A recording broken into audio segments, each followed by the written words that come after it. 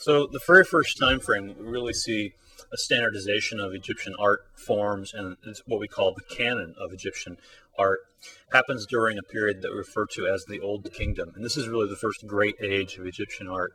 And when we talk about the Old Kingdom, we're talking about dynasties 3 through 8. And time-wise, what we're looking at is 2649 to 2134 BCE. Now, this is the age of pyramid building. During Dynasty 4 specifically, it's when we see the creation of the Great Pyramids at Giza. It's also the time of the very first known monumental stone architecture. So let's take a look for a moment at a panel of Hesire from Saqqara, dated about 2750. Hesire was a third dynasty official. And what you're looking at here is one of 6 wooden panels, which were typical of the application of the formal Egyptian canon of proportions when depicting an image of the deceased. Now, this image is intended to preserve the identity of the individual through a combination of visual imagery and didactic representations, specifically of Hesire's titulary. Now, a titulary is essentially a title. It includes several different titles, in fact. A titulary is a list of different names or job positions. For example, the kings of Egypt, the pharaohs, had a 5-fold titulary, which would include things like the Sej and Bi, and all sorts of different things, which we'll talk about at a later time. But among Hesire's titulary, we saw titles such as chief among physicians and dentists, and overseer of scribes. So this particular official, this guy Hesire, was actually probably a very important and probably very wealthy individual during the Third Dynasty. So the image was executed here in very painstaking exactness and expert craftsmanship, and we see a composite view depiction. Again, we see certain parts of Hesire's body depicted profile and certain parts depicted frontal. That again allows the most complete possible description of the figure through these combined views. You also notice that there's very little overlapping, no foreshortening. His head, legs, and feet are all in strict profile, whereas his eyes, shoulders, and torso are frontal. The artist also uses a very, very specific grid system. Now, it's not anatomically accurate, but it's a very specific system which is intended to standardize the proportions of the human figure into exactly 18 units. Now, this system of proportion becomes used from this period for about the next, 2,000 years or so. It becomes really the dominant form, with a few little minor hiccups during what we refer to later as the Amarna period, where things change a little bit. But essentially, this set of units become the standard measure of height and proportion for the human figure when it's depicted in a formal circumstance like this in a tomb. This is not intended to be a naturalistic or representational, really realistic portrait of Hesire, but to convey who he was through a series of symbols of status and through his highly descriptive titulary. This process of creating this very descriptive image with all this information about Hesire was absolutely necessary, fundamental to the process of maintaining the Ka in the afterlife. Egyptian tombs were really all about keeping you alive or keeping you existing in your second life, in the afterlife. And a lot of things had to be exactly perfect for that to happen. Your body had to be preserved as well as possible. You had to be in a well-protected tomb. Your name, which was another part of your soul, essentially of the components of your existence, your name had to be preserved. And in order for this to happen, it would need to be continued to be spoken. And one of the ways that that can be done was to have it carved continuously throughout your tomb. So this whole process of maintaining images of the deceased, the name of the deceased, and providing a Ka statue, as well as providing essentially a preserved body, were all central to continuing the existence into the afterlife. Now, probably the most important thing that we'll talk about when we're really looking at the Third Dynasty is the step pyramid and mortuary precinct of Zoser at Saqqara in Egypt. The site dates roughly to 2630 to 2611 BCE, and there's a couple things about this that really make it an absolutely vital object and site really for us to look at and understand.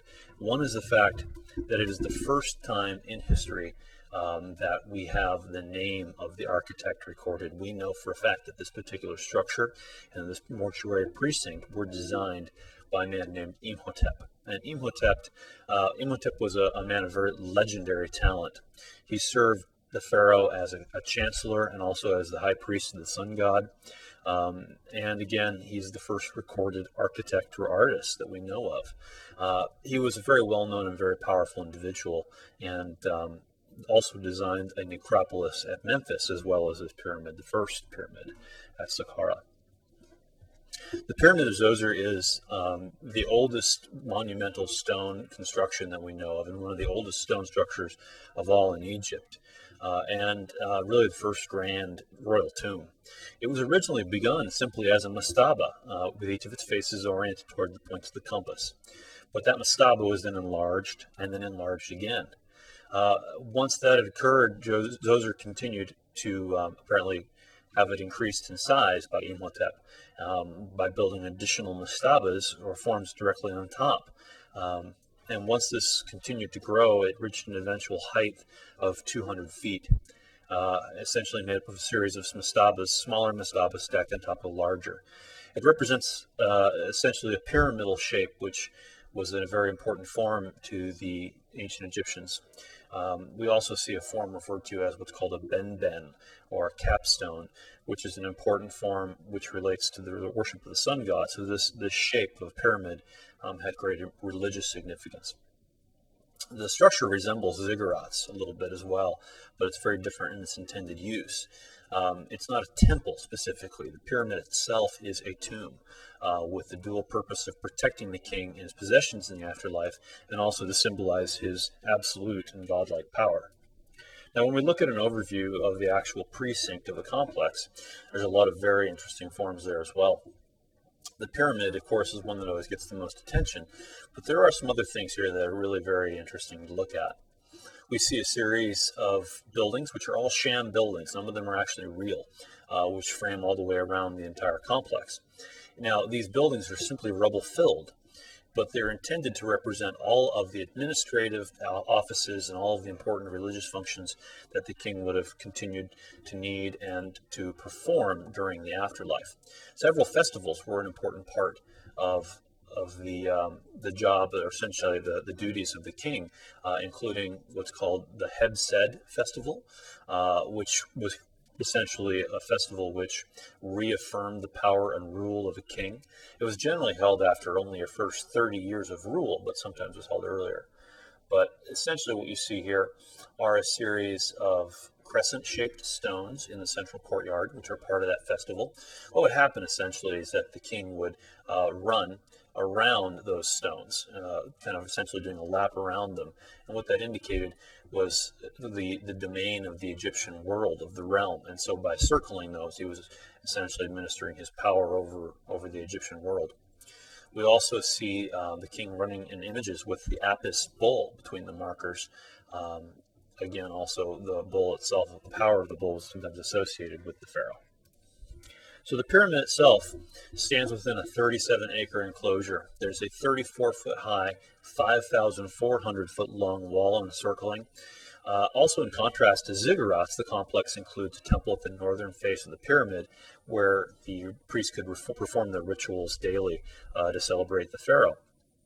The funerary temple was also attached and contained several courts, many of which, again, were dummy facades filled with rubble. When we look at the entrance to the mortuary precinct of Zoser, we can see that there are large non-freestanding columns which are actually attached to walls, essentially to spur walls. And those columns, are some of the earliest columns we see, actually may represent reeds. One of the earlier techniques used for building by the Egyptians was to build mud brick walls, and they would use tied bundles of reeds to reinforce those walls. So these columns may have actually come from the process of imitating mud brick and papyrus bundled reed walls, but essentially rendered in stone. And it's interesting because this type of fluting along the columns, which here is intended to represent reeds, finds its way all the way to Greece much later, and we see that become a common feature with Ionic and Corinthian columns. You'll also see when you look here that there's kind of an odd shape projecting out of stone from the wall, which may represent a door. So again, this entire precinct is intended to represent and to look like probably the palatial home and all of the administrative buildings that Zoser would have used during his life. but they're not really functional in the traditional sense. And in fact, they are intended to be rendered to be completely permanent. And so what you see here may be an imitation of a wooden door done in solid stone, so that it would never, fall apart or degrade. Another example of columns from Saqqara, from the mortuary precinct of Zoser. These are papyrus bud capitals on these particular columns. And again, another really interesting example of a much more refined form of what we call an engaged column. So the image that you're looking at here is actually the Ka statue of Zoser. This was found in a chapel on the north face of his pyramid, which again, that type of chapel we refer to as the serdab. And it was basically in a small room with a false wall in front with two little peepholes, so that he could essentially look out and observe all of the worship and the festivals that were intended to maintain his existence in the afterlife. So this was made of limestone, painted limestone, and again also dates to 2690 to 2660 BCE. So after we have the very first real pyramid built at Saqqara by Imhotep under the direction of Zoser, we begin to see some refinements as other later pharaohs attempt to build larger and better and closer to true pyramids. One of the later kings who really experiments quite a bit is a guy by the name of Snefru, and this is the Meidum pyramid, which was built during the Third Dynasty. And the Meidum pyramid was not successful. The facing sheared away. It was built on an unstable foundation. It was built up also at too steep of an angle, and you can see that it was failed and never finished in its final form. Snefru was not one to give up, though, and he had a second pyramid attempted at Dashur, and this one is now referred to as the Bent Pyramid. This one starts out with a much truer pyramid shape, and it's on a better foundation. However, as this particular pyramid was being built, it was built at too steep of an angle. And the pyramid's foundation, while better than the one at Dashur, was still not really appropriate, and the corners began to crumble and break. And that, combined with the steep angle of incline, led to probably the upper half of the pyramid and its limestone facing falling away and probably crushing and killing lots of workers. The pyramid was then later finished with a change in angle at a much less steep bent, so that it would be capable of supporting its own weight. But again, Snefru was not really happy with this one, so he had a third built. The third and final pyramid built by Snefru is referred to as the Red Pyramid, and it's a fairly wide-based, gentle angle, and it's quite a bit shorter than Khufu's, about 50 feet shorter than Khufu's, but that still makes it really a very significant pyramid, and this is, in fact, the first true pyramid. So during the Fourth Dynasty, we see the building of the Great Pyramids on the plains of Giza. Now, the Great Pyramids, as we refer to them, date to roughly 2500 BC. And there are three, which are all essentially dedicated to and serve as the tombs for members of the same family. The first was Khufu, followed by Khafre, and then Menkaure. This group of pyramids was built by the descendants of Snefru and follow the same basic architectural program. We have these pyramids sited in a high desert overlooking a valley. They would contain the burial of the king and form the focal point of cult worship. And all of this was carried out at lower and upper temples, which were all linked by causeways. Essentially, you would have the Nile was actually much closer to these pyramids at the time than it is today, and they would all be connected by causeways to the Nile. You would have a valley temple, which essentially was attached to a dock, which would be very close to the Nile, a very long causeway, which would be essentially a path which was paved and decorated with walls, and often with lots of statues of the deceased lining the way. Some of these are really very, very ornate, including, you would sometimes find things like polished alabaster floors along the causeway, lined with pink granite, and statues out of really exquisite and expensive materials. And so you would follow this causeway all the way back then to the funerary temple, which would be essentially right in front of the pyramid, and then you'd have the actual burial place there. Some of these buildings have suffered quite a bit over millennia, and also, of course, have really suffered at the hands of tomb robbers and stone robbers. In fact, much of Cairo, modern Cairo, was built using the limestone which has been quarried from these particular pyramids. In their existing stage, they're much shorter than they originally would have been, and much coarser because a very, very fine polished surface of limestone originally coated them, which was taken and hauled away to be used for other projects. We also see some important discoveries, though, which have still been found, including discoveries by the archaeologist Mariette, who found Khafre's Valley Temple and cleared it in the 1850s and found a diorite statue of Khafre. There aren't a lot of documents that are accurate for this period, and so we don't have a lot of information that really helps us out there. Most of the records that we have are religious and royal texts, so they don't really tell us a lot about the construction of the pyramids themselves. So when we look at these pyramids, one of the things, of course, that's really just unbelievable is the sheer volume of stone that was moved to create these, especially during the first three reigns here of the Fourth Dynasty, and with the pyramids built at Giza. It's a really good indication of the power of the king and the control over the wealth of the country when you look at what had to be done to create these. Now, much of the stone was quarried nearby, but some had to be quarried from farther away and hauled down the Nile. The engineering and orientation of these is really just amazing, and really shows us that the Fourth Dynasty had a profound knowledge of astronomy and mathematics, for which, again, we don't really have any written evidence. The workforce had to be massive and was probably drawn from local villages throughout the country and organized into teams based on home districts. Housing and food supplies were probably administered through the same system. And we also do find villages nearby which were dedicated specifically to the maintenance of these groups. We find workshops just for the sharpening of chisels and for all of the work that had to be done to maintain these projects on such a scale. When we look down at a plan of Giza and look at the area in general, we can see the location of the pyramids. There's also three smaller pyramids attached to that of Menkaure for queens. And when we look at Khafre's, you can also follow the causeway down to where the Sphinx is located. And at the top, looking at Khufu, you can see there are quite a few smaller buildings. We've also discovered quite a few boat burials around the pyramid of Khufu as well. One of the, of course, most enigmatic and interesting forms that we see when we look at Giza and at the pyramids of Giza, of course, is the Sphinx. And there's been quite a bit of controversy and also some very interesting books as of late which talk about the nature of the Sphinx and also the age of the Sphinx. There's some interesting myths about it being much older than the pyramids and other things, but most of this is really due to the fact that it's just very, very heavily weathered. It's actually made of several different kinds of sandstone, which is interesting because it is carved from the living rock. It's it's basically essentially one large area of stone that was then carved away. But it's much denser at the top, which is why the face has survived better.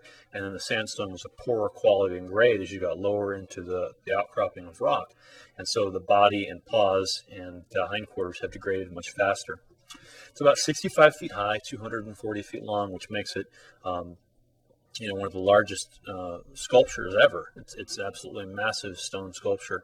And more than likely, it is in fact an image of Khafre. Some actually do argue that it could be Khufu, but that's pretty unlikely. It's more than likely, in fact, an image of Khafre. And it has an interesting history as well. It has gone through several periods of renovation and repair. You'll see that there appears to be a continuation of the headdress down to the shoulders. Those are actually concrete, which were added at a later date to help stabilize. People were afraid that the head was going to fall off at some point in time. There's lots of interesting myths about Napoleon's troops shooting off the nose of the Sphinx, which are not true. They actually been missing when they arrived. But it's an interesting creature, which is associated with the sun god, combined human intelligence with the strength of a lion. And we'll also talk about it had some interesting relationships with some later kings during the New Kingdom, and there's actually what's referred to as the dream stele planted between his forelegs, which essentially recounts the story of a later pharaoh who came across the Sphinx buried to its neck in sand, received a dream from the Sphinx saying that if you unbury me, I'll make you king, blah, blah, blah, because he was way down the line of succession and was not likely to become king during his lifetime. That's another story we'll talk about a little later when we get there. So when we look at the Ka statue of Khafre, it dates to 2530 BC, and it is made of carved diorite. Now, we've talked about diorite briefly before, and diorite is an incredibly dense, hard stone and is very, very difficult to carve. So doing a statue on this scale, 66 inches in height, slightly larger than life-sized, would have been incredibly challenging and required tremendous effort, energy, and expense. Now, this statue is intended to be really the embodiment of divine kingship, and there would have actually been several of these. Probably, I've seen figures that put it as much as 15 to 20 of these statues lining the causeway. But this is the one that survives in the best condition. Now, one of the things also interesting you'll notice when we look at Egyptian statues of this period is that they're very, very blocky. You don't see any hands sticking out or spaces behind legs. And one of the reasons for this is to help to reinforce the permanence of the statue. If you have arms sticking out or legs sticking out, they're much more likely to be broken off. And also having it in this very stoic form helps to give that impression of strength and stability. And that these are all real important, apparently, when we look at Egyptian funerary custom. Some of the other things here that are interesting as well, we see a falcon behind Khafre with its wings embracing his head. That represents Horus. We also can look at other details in this statue and see a triad of gods, Osiris, Isis, and Horus all represented. The throne itself is the sign of Isis, and the king represents the ruler of the underworld, Osiris. So all combined together essentially represent the whole of the Egyptian pantheon of primary gods. Also on the side of the throne, we can see something referred to as the Sematawi, which is an intertwined symbol including two different plants, a lily, which is symbolic of Upper Egypt, and the papyrus for Lower Egypt. When you read the whole symbol together, Sematawi means union of two lands. When we take a closer look at Khafre, we can see he also wears a false beard under his chin, the royal linen Nemes headdress, and the uraeus, which is the cobra of kingship, on the front of his crown as well, which has been damaged, and we just have remnants left. I'd mentioned earlier that the kings, as well as other nobles, would have more than one title. The kings of Egypt, their full titulary, which again is a collection of titles, included 5 different names. The titulary for the kings of Egypt included a Horus name, which identified the king with Horus, the Nebti, or two ladies' name, which identified the king with Nekhbet and Wadjet, which were the deities of Upper and Lower Egypt, a golden Horus name, which associated the king with Horus and gold, which was considered to be the flesh of the gods, and also a Sejen-B, which associated the king with heraldic symbols of Upper and Lower Egypt, and a son of Ra name, which was the actual birth name of the king. A really unusual example of Ka statuary, when we look at the 4th dynasty, are these examples of Rahotep and Nofret, which are painted limestone. Now, there's a couple of reasons why these are really unusual.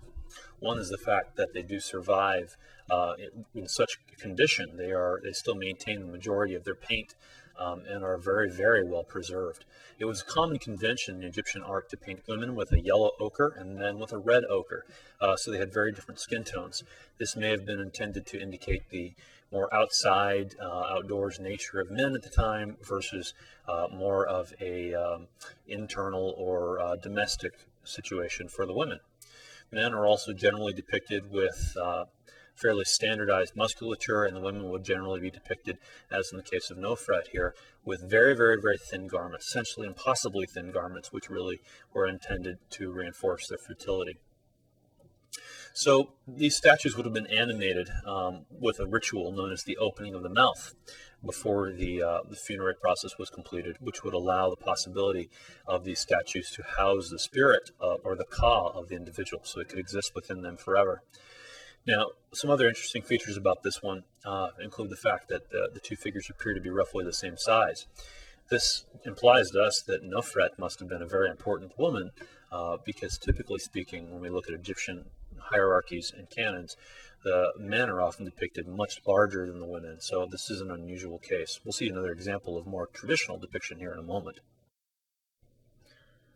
Another particularly interesting side note about this particular set of sculptures, when they were found within their tomb, still in place, and when the workers entered by torchlight, the light reflected off of the rock crystal, which was inlaid into their eyes, and it essentially terrified the workers who entered and saw these two statues, essentially seeing the light reflected back from the pupils of their eyes and these very lifelike statues.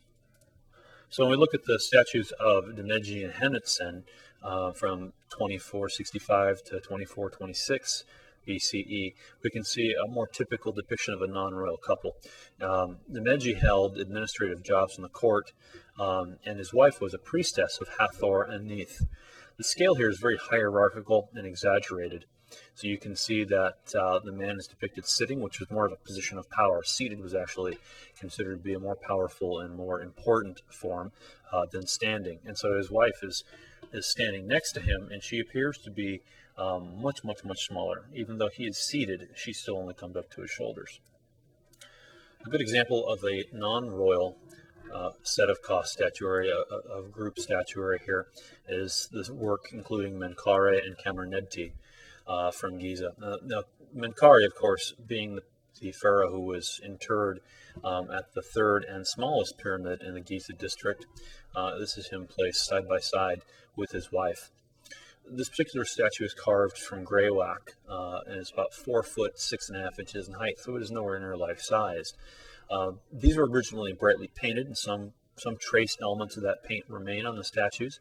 They're very rigidly frontal. The figures are also carved out of one single block of stone.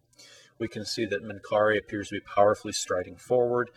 Again, we don't see any natural shift of weight. It's just a very blocky extension of one leg to show that he's moving forward in space. His hands are rigidly at his sides. He also appears to be holding some cylinders in his fists, which we have yet to identify. His wife, Khameneti, has one hand placed around his side and one on his arm, which indicates their union and the fact that they are in fact wedded. It doesn't appear to be a very affectionate gesture, but it does intend to indicate their marital status.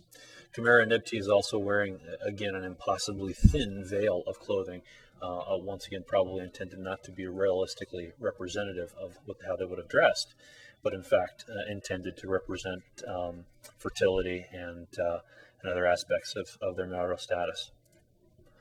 Now, while we look at formal statuary, which is intended to depict kings and other rulers, we often find that they're very rigid, very frontal, and very standardized. However, when we look at non-royal individuals, even though some of those who are really quite wealthy, we can see some incredible variation. This seated image is a scribe, probably K. It is from the mastaba of K at Saqqara, and more than likely represents the owner and inhabitant of the tomb. So it's an upright, still a fairly rigid posture, but it's very lifelike, very lively. He's also depicted as being a little saggy and has a protruding belly, much more relaxed formality and a greater sense of realism. And this actually really coincides with a decrease in importance. The more important you were, the less appropriate it would have been to depict you this way.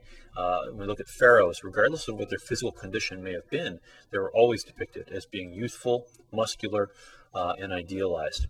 This individual is probably depicted in this case much more likely in an accurate manner.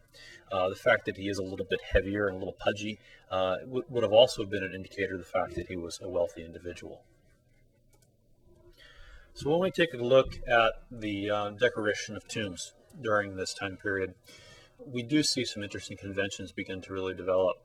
A good example for us to discuss is what's called a relief that's known as T watching a hippopotamus hunt. And it's a relief from the mastaba of T in Saqqara. Now, when we look at this particular image, we can see it's carved limestone. It's been executed onto the wall and then painted. The process, which generally was undertook in order to create images like this, required lots of different individual craftspeople and lots of different specific skills. Generally, when a tomb like this was designed and executed, first the artisans would work with red ochre and draw out all of the images throughout the tomb. Now, there would generally be quite a few people who were responsible for doing this, and they would all be well trained in the conventions. And then one foreman or one individual who was essentially the senior individual or artist would then go through with black charcoal and would then make corrections and modifications to the red drawings. Once that was finished, a team of carvers would come in and begin to carve all of the walls and follow the lines which had been executed by the drawing artist previously. Once that was completed and all the carving was executed, another team of artists would come in and execute the paintings. So it was a multi-step process that was done by teams of individuals rather than by individual specific artists. So when we look at this painting from the tomb of T, what we see is a good example of hierarchical scale. T is much taller than any other individual. He's standing in a boat. The boat appears to be floating on top of a river, and you'll notice that the river is depicted in a multiple view. The water itself, represented by wavy lines, is represented essentially if you're looking down at it from an aerial view. Yet the contents, the fish, the hippopotami, and all the other creatures in there are all depicted on a side or profile view, as well as the boats and T and all of the individuals hunting with him. Above, we can see essentially background images of foliage and reeds and creatures running around through the reeds. With T, we see other individuals as well, hunters with spears, throwing spears at hippopotami. And what's interesting is we do again note the hierarchical scale. T is much larger than anyone else. This is not intended to indicate that T was a gigantic person, but that he was much more important than anyone else here. You'll also notice some other things here that indicate his importance, including the fact that he's depicted in a very formal fashion. T is shown in that very traditional, rigid, combined frontal and profile pose. However, some of these much less specific, much more anonymous individuals on the right have much more dynamic poses as they hurl spears into the river after the hippopotami. Now, this is because they were less important. We typically see two different kinds of depictions when we look at Egyptian tombs like this. We'll have either very, very formal portraits of individuals, which were intended to be representations of the contents of the tomb, the person who was interred, or gods or other very important people. And then the general nameless masses, the people who engaged in the work, the people who would create the bread and the beer and whatever else these deceased individuals needed and required during their afterlife, would be depicted in much less formal poses.